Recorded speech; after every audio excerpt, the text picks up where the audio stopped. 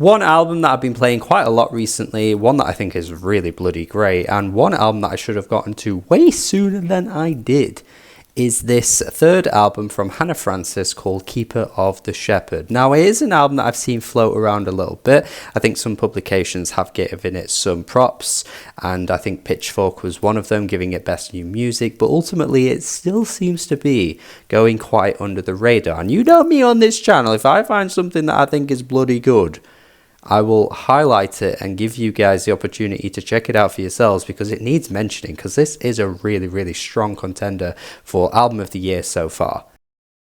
It's an album that is so greatly dedicated to the chamber folk sounds that really give it this really authentic and natural sound to it, while also feeling like it comes from a different time period. It's one of those albums that feels super nostalgic, an album that feels like you're transported to a medieval time, and this is the music of those times. There are other artists that have this kind of tendency to make you feel that way. One artist that I always think of immediately with that is Joanna Newsom. But yeah, Hannah Francis has really nailed this album because it is really, really stunning. Bronwyn, opening track, is one that is very much dedicated to somebody pouring your love for somebody and really honouring them and talking about how brilliant and amazing it was to be living by them and being around them, and talking about how much you love them. It is seemingly somebody that has passed away, as she does mention how she lays the body at the mouth of the cave. There's some really beautifully worded moments on this track, and in the entire album as well.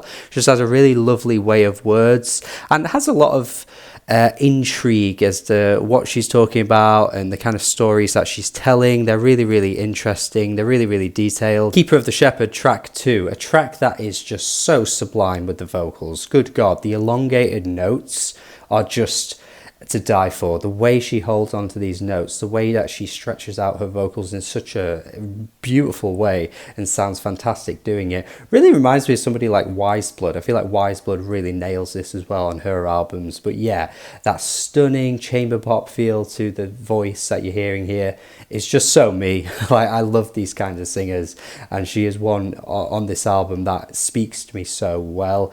The track has this like rumbling folky instrumental. Love the drum pattern, love the guitar. It reminds me of some kind of like stomp and holler stuff that we're starting to see start like trending again a little bit on the charts. This to me is like a way better version of some of those hits. So give Hannah Francis a hit is what I'm trying to say.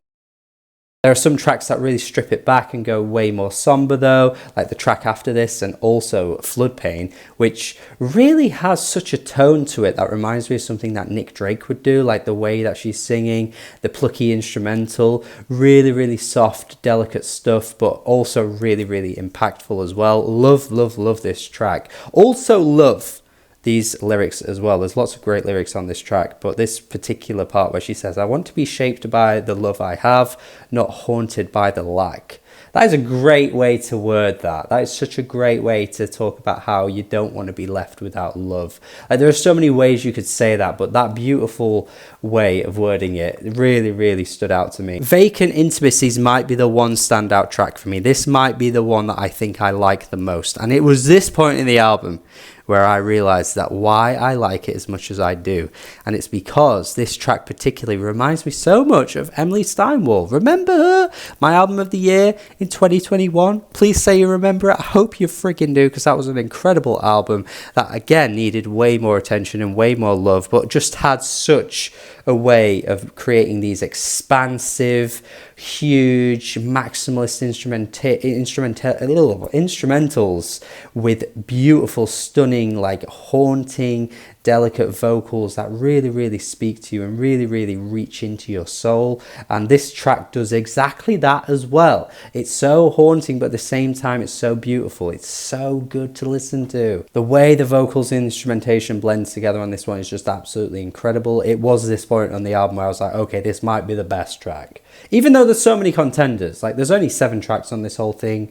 It is still a full album though. But yeah, the fact that Keeper of the Shepherd could be the best track, the fact that Floodpain could be the best track, the fact that Bronwyn could be the best track is really, really indicative of how good this is. But I do just think this track just has that extra pizzazz, that extra fire, that extra wow factor that really keeps me going. Haunted Landscape, Echoing Cave, the final track, again follows a similar pattern to Vacant Intimacies, with just really huge instrumentation, just flooding the song with, you know, again, I keep talking about how choir-like and beautiful her vocals are, but I can't stress enough how good of a singer she friggin' is.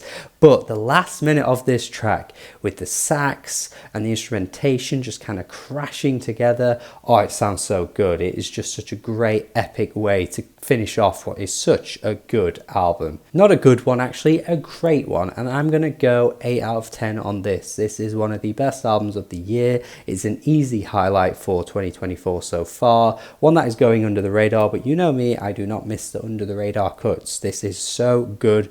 Really, really has all the elements of what makes a really great kind of chamber folk, chamber pop album. A bit of country kind of thrown in there too. But yeah, all of these elements, and when they're done well and they come together like this, it is just an automatic great album to me, because you guys probably know my taste as much as I do by now.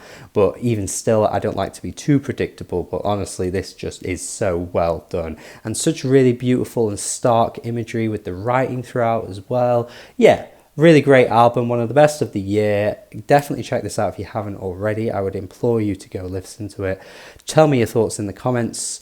Tell me what I should review next. Check out my Patreon as well. Support me over on there. Join the Discord to discuss music. Have a good day and goodbye.